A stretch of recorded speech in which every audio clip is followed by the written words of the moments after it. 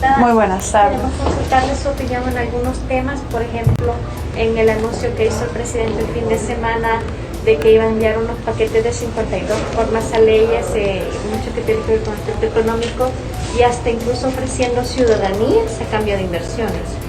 ¿Qué lectura puede hacer usted al respecto de eso que dijo el presidente y no detalló a qué se refiere, con qué tipo de inversiones? Sí, bueno, muy buenas tardes. Realmente en ese tema, cuando vengan las 52 leyes, las vamos a analizarlas detalladamente, pero con lo que se ha dejado saber un poco, pues yo le digo a los amigos que nos están viendo en sus dispositivos, en sus casas, a ver, esto de quitarle impuestos a los ricos, a los que ya tienen suficiente para atraer inversión, ¿no suena a lo que hacían en los gobiernos anteriores acaso? A mí me parece muy parecido a lo que escuchábamos en los gobiernos anteriores, allá por los años 90. Reducirle los impuestos a los ricos para atraer inversión, pero hay estudios que demuestran que ese tipo de medidas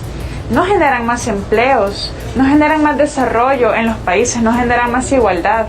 Y por otra parte, creo que ¿quién necesita que le quiten impuestos? La gente que tiene suficiente capacidad adquisitiva, la que tiene capacidad de invertir, la que quiere, digamos, emprender en gran escala, o la gente que necesita en estos momentos comprar comida. Yo he presentado propuestas para quitarle el IVA a los alimentos y realmente eso ni siquiera se ha querido estudiar. Entonces, bueno, vamos a ver qué hacen, qué plantean esas reformas, pero mi prioridad como diputada es la gente que está en la situación más vulnerable actualmente y no aquellos a quienes se les está prometiendo el cielo y la tierra para que vengan a invertir, pero que ya tienen cubiertas sus necesidades. En el caso específico de ofrecer ciudadanías, y también se conoce que hay personas que están en ese proceso justamente de los que trabajan con el bitcoiners que estarían... ¿esto da alguna idea de que podría ser en el marco de esta ciudad Bitcoin que pretenden hacer, que estaría exento completamente de impuestos, darles una ciudadanía a las personas que inviertan en Bitcoin? Mira, habría que ver qué es lo que se plantea, ¿verdad? Habría que ver, pero realmente a mí me preocuparía que tengamos ciudadanos de diferentes categorías acá en El Salvador y que aquellos que están a favor del Bitcoin e invertir en esto tengan acceso a ese tipo de prerrogativas siendo extranjeros, pero que los salvadoreños, quienes vivimos acá, quienes nos interesa lo que pasa en El Salvador y los que sufrimos las consecuencias, ¿verdad?, de cómo se eligen gobernantes o de las políticas públicas, que a ese tipo de ciudadanía, que es la mayoría, no se le tome en cuenta en sus necesidades más sentidas. Diputada, en otro tema quisiera conocer su opinión, ya que esta mañana la diputada Marcela Pineda justificó y defendió las reformas a la Ley de Acceso a la Información Pública, de las que ya hay dictamen, pero se sacaron de agenda la vez anterior, diciendo de que según ella es necesario homologar la LAIP con la Ley de Procedimientos Administrativos. Se refirió únicamente a ese punto y no a otro que maneja el dictamen, pero básicamente lo que se puede defender que esa homologación es necesaria y que por eso son necesarias las reformas. Quisiera conocer, pues, en ese sentido, cuál es su opinión sobre la justificación que hace ella de esta iniciativa. Yo considero que el que calla otorga, y al no mencionar uno de los puntos más importantes y más controversiales de las reformas planteadas a la Ley de la Información Pública o la Ley de Transparencia,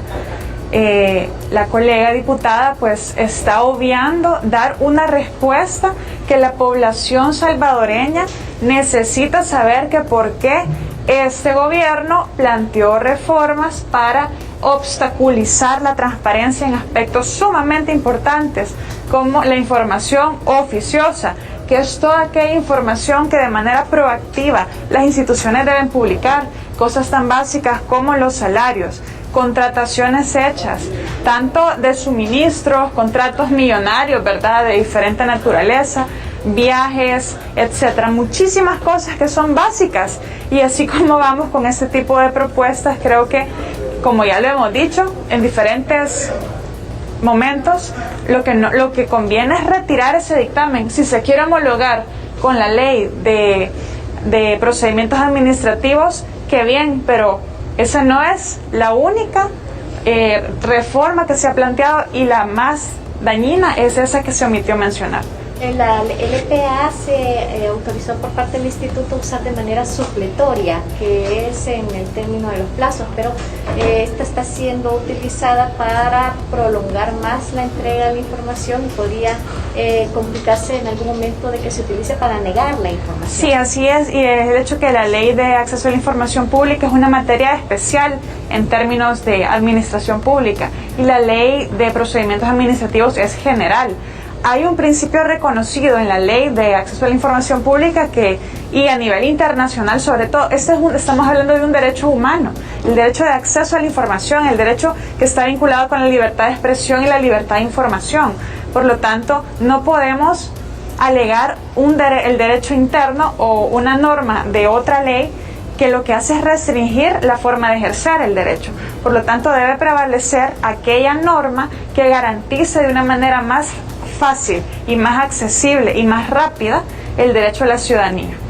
Diputada, por otra parte, conocerse a su criterio, ¿existe persecución política